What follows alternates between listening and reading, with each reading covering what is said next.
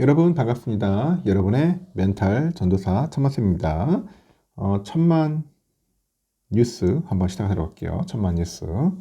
오늘 1일 영상인데요. 토요일이니까 또 한번 여러분에게 다양한 소식들 전달하도록 하겠습니다. 시간 되시면 그냥 편안하게 들어주세요. 삼성전자하고 그의 소식들도 있어서 한번 짤막하게 전달하겠습니다. 올해 보니까 첫 어닝 시즌에 막을 올린 그 삼성의 그 4분기 잠정 실적 발표를 앞두고 현재 투자자들의 그 긴장감이 유독 높아지고 있답니다. 유독 높아지고 있는 모습이라고 하는데 불과 지난해 8월만 해도 한 15조 원, 이 15조 원을 넘보던 영업이익 전망치가 최근에는 8조 원대까지 떨어졌다는 거죠. 8조 원대까지 떨어졌기 때문이라고 합니다. 이동안에 삼성의 그 영업이익이 7조 원을 겨우 넘어설 것이다. 그런 전망치까지 제기되고 있다는 거죠. 증권가에 따르면 오는 8일 삼성전자는 4분기 잠정 실적을 발표할 예정이죠. 삼성은 통상 국내 증시에서 가장 먼저 실적을 발표를 합니다. 가장 먼저 실적을 이제 발표를 해서 그 어닝 시즌의 전반적인 그런 분위기를 좌지우지하는 거죠. 특히 이번 삼성의 4분기 잠정 실적 발표를 두고 그 투자자들의 그 눈길이 쏠리고 있죠. 그 눈길이 쏠리고 있는 거는 최근에 반도체 업황이 좀처럼 회복되지 않고 있기 때문입니다. 회복되지 않고 있기 때문이다. 따라서 실적 전망치도 가파르게 하향 조정되고 있다. 그렇게 보면 돼요. 증권정보업체 FN가이드 기준 삼성의 4분기 영업이익 평균 전망치는 8조 5,536억이죠. 8조 5,536억이라고 합니다. 지난해 8월에 반도체 업황 회복 기대감을 타고 14조 7,926억이었던 영업이익 컨센은 빠르게 낮아지고 있어요. 9월에는 12조 5,540억, 10월에는 11조 549억, 그리고 11월에는 9조 7,338억, 이렇게 지난달 8조 9,732억, 현재는 8조 원 중반이다. 8조 원 중반으로 하향 조정됐다는 거죠. 불과 5개월 만에 추정치가 42.17% 감소한 거라고 합니다. 삼성의 4분기 영업이익이 8조 원을 넘어서기 어려울 것으로 내다보는 분위기도 적지는 않아요.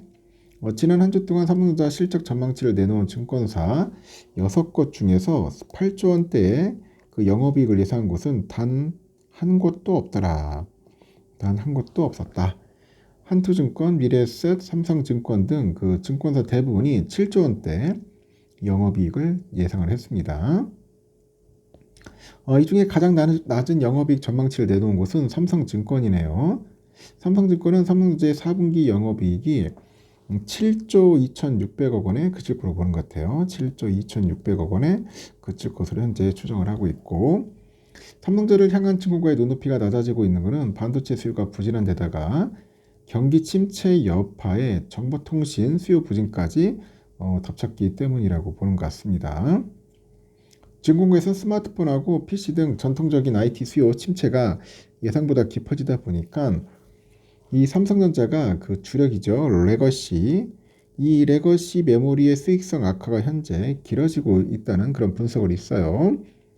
AI 열풍의 수요가 증가하는 HBM도 아직 삼성전자 실적에서는 큰 비중을 차지하지 못하고 있다. 그런 거죠. 큰 비중을 차지하지 못하고 있기 때문이다. 스마트폰하고 PC의 그 재고 조정이 일어나다 보니 그 DRAM 4분기 비트그로스 추정을 마이너스 5%에서 마이너스 12%로 하향 조정을 했고, 판가의 조정은 없으면서 믹스 개선후 평균 판매 가격의 상승폭이 더욱 확대될 것으로 이제 추정을 한다는 거죠. 특히 파운드리의 일회성 비용이 4분기보다 확대될 것으로 보고 재고 조정은 올해 1분기까지 이어질 것이다. 그렇게 보는 것 같습니다. 상당히 저도 중요합니다. 영업이 과연 잘 나올지 안 나올지. 잘 나오면은 주가는 또 상승세를 타지 않겠나 하는 생각이 들어요. 한번 좀 더 지켜봅시다. 요즘 그리고 또 환율 문제들이 좀 있어요. 환율. 그 원달러 환율이 오를 때까지 올라가지고 이제 국민연금의 이제 전략적 환입지 발동이 그 제도 시행 2년 만에 확실시 되고 있답니다. 전략적입니다. 전술이 아니고 전략적 해지, 환해지. 그 국민연금이 이 전략적 환해지를 실시할 경우 최대 590억 달러 그리고 85조 원 규모의 달러 수요가 묶이면서 환율 안정화에 간접적인 영향을 미칠 것으로 보는 거죠.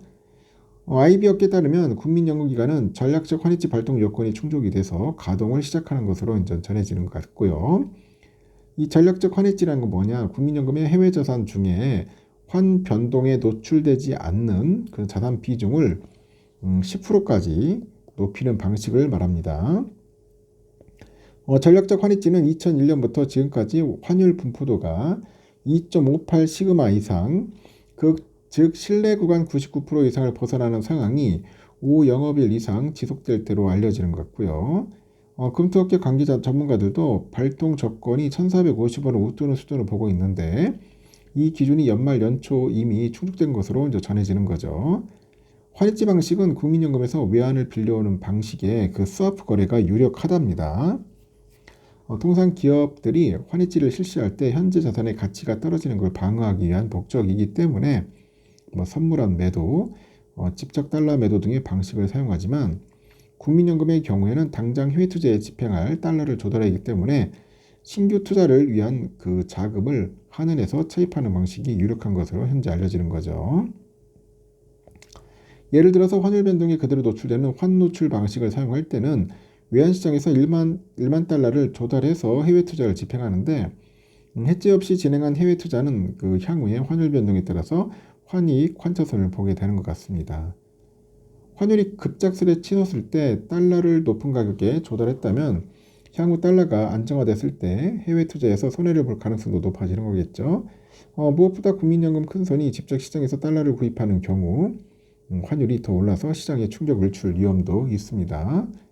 이에 따라서 국민연금은 외환당국의 수억거래 계약을 체결을 하고 있고 시장에서가 아닌 현재 외환당국이 보유하고 있는 달러를 일정 가격에 조달을 해요.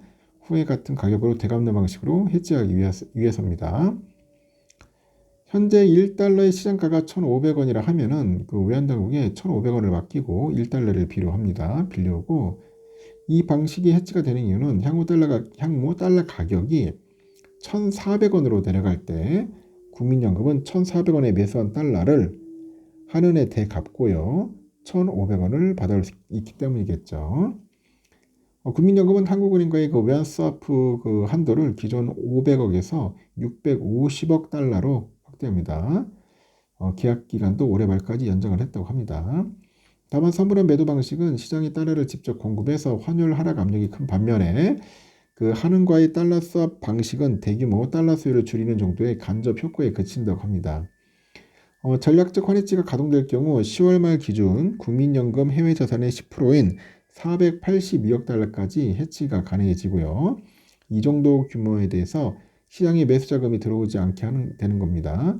여기에 국민연금은 전술적 환해지가 5%까지 가능해가지고 10월 말 이미 집행 중인 2.77% 규모를 제외하면 추가로 109억 달러 공급 효과를 기대할 수 있어요. 총 591억 달러 그리고 86조 원 정도 규모라고 합니다.